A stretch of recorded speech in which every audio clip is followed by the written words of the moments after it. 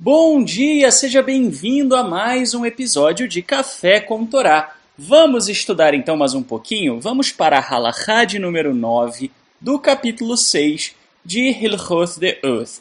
O texto diz o seguinte: é comportamento piedoso se uma pessoa que foi injustiçada por um colega prefere não adverti-lo ou mencionar o assunto, tudo porque a pessoa que cometeu a injustiça era muito rude ou porque tinha distúrbio mental, desde que a perdoe completamente, sem sustentar desejo de ódio ou de adverti-la. A Torá se preocupa somente com aqueles que carregam sentimentos de ódio. Meu comentário: é, portanto, considerado até mesmo um comportamento nobre, um comportamento piedoso, quando nós conseguimos perdoar alguém sem precisar confrontar a pessoa, sem precisar dizer para a pessoa: olha, você fez isso e isso e isso, e você me causou essa e essa e essa injustiça, e eu fiquei chateado com isso, isso e isso. Porém, para fazer tais coisas é preciso observar algumas condições.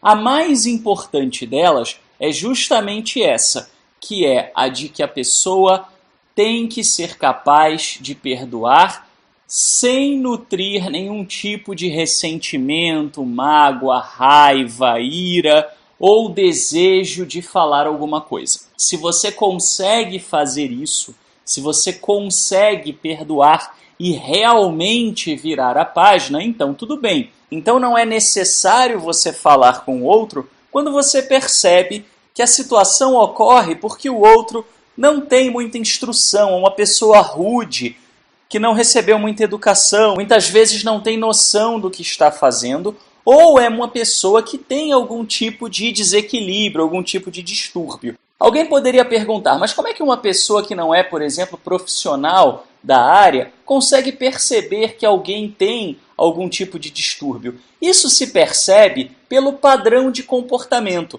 Uma pessoa que é agressiva com todo mundo, que sai distribuindo paulada para tudo quanto é lado, certamente é uma pessoa que tem algum tipo de distúrbio mental. Uma pessoa que sempre fantasia, inventa uma série de histórias, certamente é uma pessoa que pode ter também algum tipo de distúrbio mental. Uma pessoa que não comete injustiça somente com você, mas com todo mundo.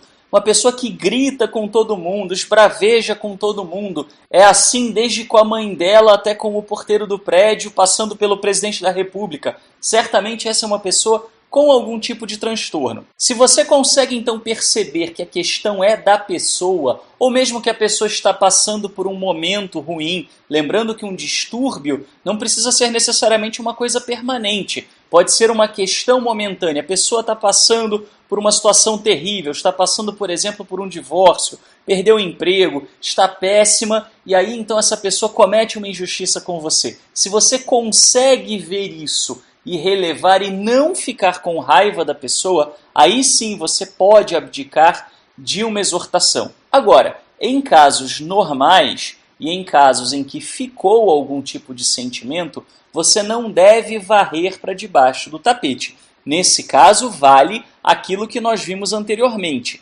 que é exortar a pessoa, pois a Torá nos proíbe de alimentarmos sentimentos negativos, quer de maneira intencional, pensando com raiva na pessoa, quer de maneira não intencional, quando varremos para debaixo do tapete e fingimos que não estamos com raiva. É louvável quando você consegue virar a página, mas é preocupante quando você, na realidade, não virou a página e sim se sentiu constrangido a virar a página e varreu para debaixo do tapete. Saiba que você não é obrigado a fazer isso e saiba que se você está varrendo para debaixo do tapete, você está transgredindo um mandamento da Torá. Aí sim, aí nós devemos buscar a exortação e falarmos mesmo, e buscarmos confrontar a pessoa com relação àquela injustiça de uma maneira adequada, de uma maneira suave, da maneira como nós vimos anteriormente, porém, sem deixar de conversar, sem deixar de falar. É uma grande virtude, uma grande nobreza de espírito